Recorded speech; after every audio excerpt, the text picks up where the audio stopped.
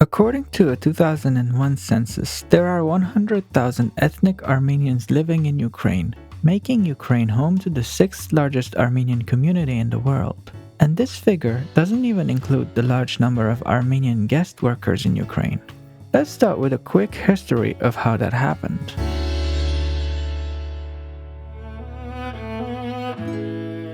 The Armenian population in Ukraine has seen a sharp increase after the collapse of the Soviet Union, but Armenians have been present in the region since the Middle Ages. During the 10th century, many Armenian merchants, mercenaries, and craftsmen were serving in various courts in the region. But it was in the 11th century, after the fall of the Armenian capital Ani to the Seljuks, that a larger wave of Armenians settled in southeastern Ukraine, and their numbers kept rising over the next few centuries as more and more Armenians fled the Mongol invasion. Smaller Armenian communities started forming around other parts of Ukraine, including Kyiv in the center and Lviv in the west, where they built the famous Armenian Cathedral of Lviv, which is said to have been modeled after the Cathedral of Ani. Among other churches, of course, because that's what Armenians do. When Crimea fell to the Ottoman Turks in 1475, the Armenians in the region fled north and west to the already flourishing Armenian communities. Then, much later, during Soviet rule, many nations, Armenians included, came to work in the heavy industry sector in the eastern parts of Ukraine. On the other side of this, Ukrainians first came to Armenia in the mid-19th century. According to a 1989 census, there were still 8,300 Ukrainians living in Armenia, although, according to a more recent census, that number has dropped to just 1,176 Ukrainians. This makes Ukrainians the fifth largest ethnic minority in Armenia. Armenia doesn't have a lot of minorities, or people. Let's take a look at some notable people. Roman Berezovsky was arguably the best Armenian goalkeeper and captain of the Armenian national football team. He played for Armenia for 20 years and made 96 appearances on the national team, which is the second highest ever. He was born in Yerevan in 1974 to ethnic Ukrainian parents. Hovannes Ayvazyan, better known as Ayvazovsky, the renowned painter, was born to an Armenian family in the Crimean city of Fedosia and worked his entire life there. He was included in a 2001 book titled 100 Greatest Ukrainians, and in 2017, Ukrainian President Petro Poroshenko called Ayvazovsky part of the Ukrainian heritage. Ukrainian singer and Eurovision Song Contest winner Jamala was born to a Crimean Tatar father and an Armenian mother. Her mother's ancestors were from Artsakh, until her great-grandfather's land was confiscated and he was exiled to Kyrgyzstan, where he changed his Armenian name to make it sound more Russian. Speaking of Artsakh, Anatoly Zinovich was a Ukrainian lieutenant general for whom Armenia became a second home. He was transferred to Artsakh in 1992 and participated in the First Nagorno-Karabakh War. He rose up the ranks and eventually became the chief of staff of the Artsakh Defense Army. It's difficult to mention the name Serhiy Nigoyan without getting emotional. He was an ethnic Armenian in Ukraine who participated in the Maidan uprising in 2014, where he was shot and killed at the age of 20. He claimed he was proud to be an Armenian but wanted to express his support for the people among which he was born and lived. He was awarded the title Hero of Ukraine. I was going to say a few more nice words and end the video here.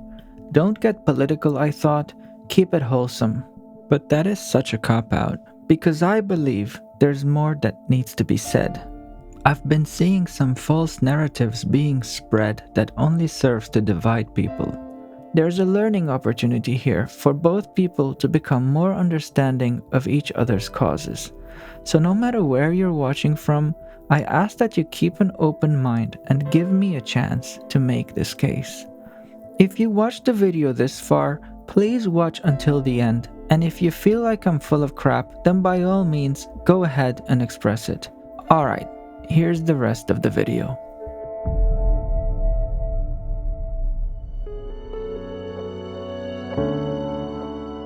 Ukraine and Armenia established diplomatic relations on December 25, 1991, pretty much right after they were no longer in the same country together. Unfortunately for them, after the fall of the USSR, both countries had Kremlin-backed governments installed which maintained many of the similar undesirable practices of their Soviet predecessors. In 2014, Ukraine had a revolution against widespread government corruption, the influence of oligarchs, abuse of power, and violation of human rights. Many Ukrainians died for a cause they believed in, but in the end, they managed to depose the pro-Russian puppet government. A similar but peaceful revolution took place in Armenia in 2018 for much of the same reasons. Despite both countries moving towards Western democracies, geopolitics in the following years threw them to opposite sides. Since both countries have been oppressed by a neighbor that's larger, richer, and has more guns, both were compelled to cut deals with each other's adversaries to keep their own necks above the water. But you can pull up any freedom or human rights index and you'll get the same story.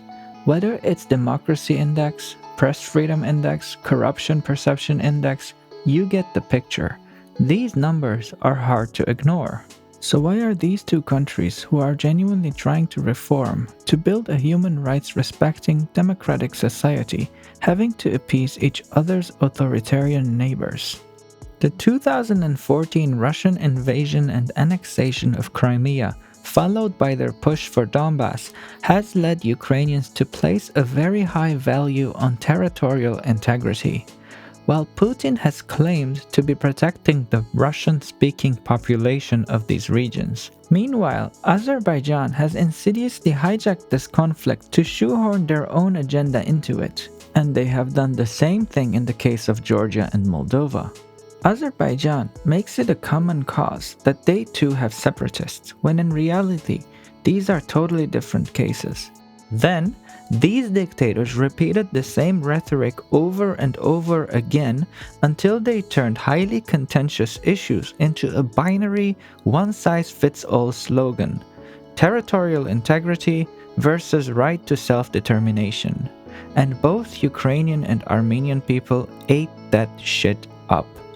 So the main goal of the next part of this video is to show how this is a false narrative, completely made up and regurgitated by these guys to justify their own horrific draconian behavior. Because in my opinion, this is an extremely shallow perspective that entirely ignores all the nuances that make these conflicts completely different from each other. To name just a couple, Russia challenges Ukraine's claim on Crimea and Donbass, but Russia already recognized the territorial integrity of Ukraine, including Crimea and Donbass, when they signed the Budapest Memorandum in 1994, in return for Ukraine giving up their nuclear weapons, which they did.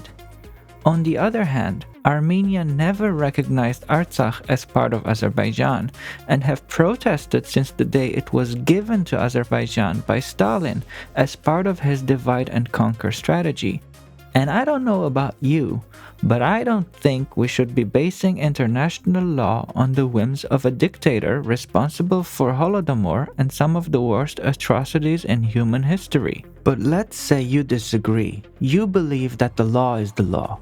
Well, consider this little caveat. Russia staged a sham referendum in Crimea after invading it, whereas the Nagorno-Karabakh Autonomous Oblast voted to secede perfectly legally within the Soviet constitution before the First Nagorno-Karabakh War.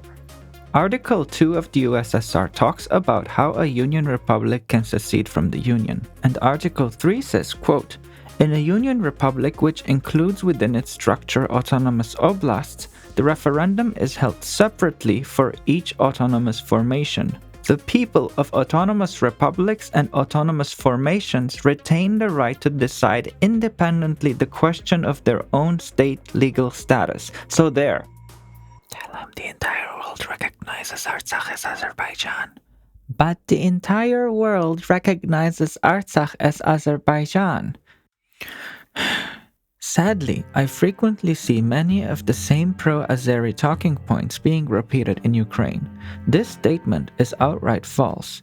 When people repeat this phrase or some variant of it, they are usually referring to UN Resolution 62-43, which supports the territorial integrity of Azerbaijan. What they fail to mention is that this resolution was abstained by 100 countries and another 46 countries were absent from the vote. It was voted in by these 39 countries, which is definitely not the entire world, and these are the 7 countries that voted against it. They include all 3 members of the OSCE Minsk Group, the US, France, and Russia. The OSCE Minsk Group was created in 1992 to encourage a peaceful resolution to the Nagorno-Karabakh conflict, and it remains the only internationally agreed body to mediate the negotiations for a peaceful resolution of this conflict. In fact, many of the countries that abstained from the vote, such as the UK, cited that the resolution did not take into account the Minsk Group process. There are 4 other UN Security Council resolutions regarding the conflict, but they concern the surrounding regions and not Artsakh itself.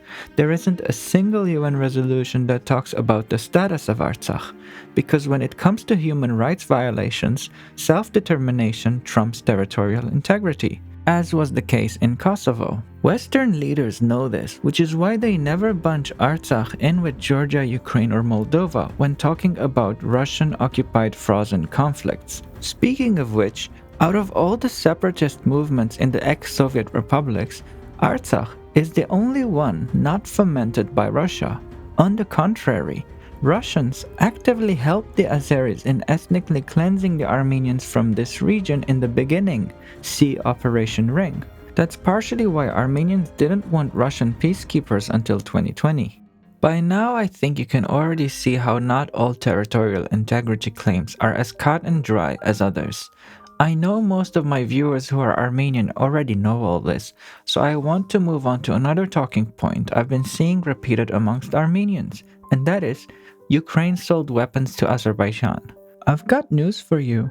So did Russia, in far greater numbers. But it doesn't matter anyway because this is a foolish way to conduct your relationships. You see, countries like to sell weapons to other countries, and if you're going to antagonize every country that sold weapons to Azerbaijan, you'd just be making more enemies for yourself. I think a lot of Armenians are currently understandably desensitized about the war in Ukraine, mainly because the world didn't seem to care as much when it was Armenian civilians being bombed less than 2 years ago. To them I say, I feel your pain, I really do, and you're right to point out the hypocrisies of the West, and you should keep doing that. But I think if you allow yourself to become bitter and resentful in this process, you make your own life more miserable. Posting on social media that you don't care about Ukraine because nobody cared about Armenia is harmful to yourself. Really think about that for a minute. Right now, Ukrainians are fighting for their homes to protect their way of life, just like the Armenians of Artsakh were. Some of my Armenian friends have been posting pictures of billboards in Ukraine that was probably paid for by the Aliyev regime. But what exactly is the implication here? That they deserve what they get? Ukrainians did not put up this billboard. This is Azeri propaganda, and some Armenians are spreading it. Don't buy into this narrative. It's not real. Look, in an ideal world, human rights respecting democracies wouldn't have to appease dictators for their own survival. They would stick up for each other. But I understand that feels like a distant dream in today's geopolitics. So I'll end on this note. And this is going to apply for both Armenians and Ukrainians. I'm not saying your governments should sever ties with whoever they choose to make deals with. They should do whatever they can to put their own houses in order. That's what politicians are supposed to do.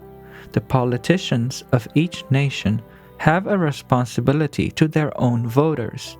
I say let the politicians do their jobs, but when it comes to us, the people, We should show some understanding towards each other's difficult positions instead of repeating the rhetoric planted among us by dictators. And this really shouldn't be a controversial statement, because if you don't accept to live in an autocratic totalitarian regime, then you shouldn't expect someone else to do that either, no matter where they are in the world.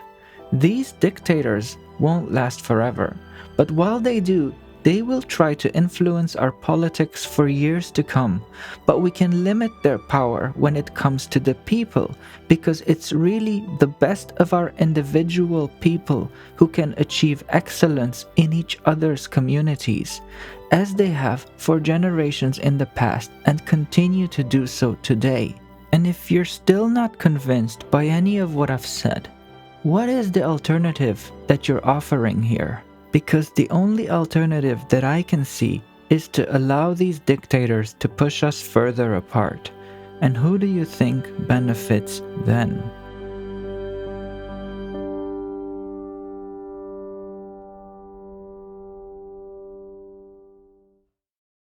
I am Armenian. My name Aram Khachaturian. My father now live in Russia, but we don't speak. He tell me I'm Nazist. I'm fascist, but I'm Ukrainian National Organization, ОУН. Simply Ukrainian patriot. Так.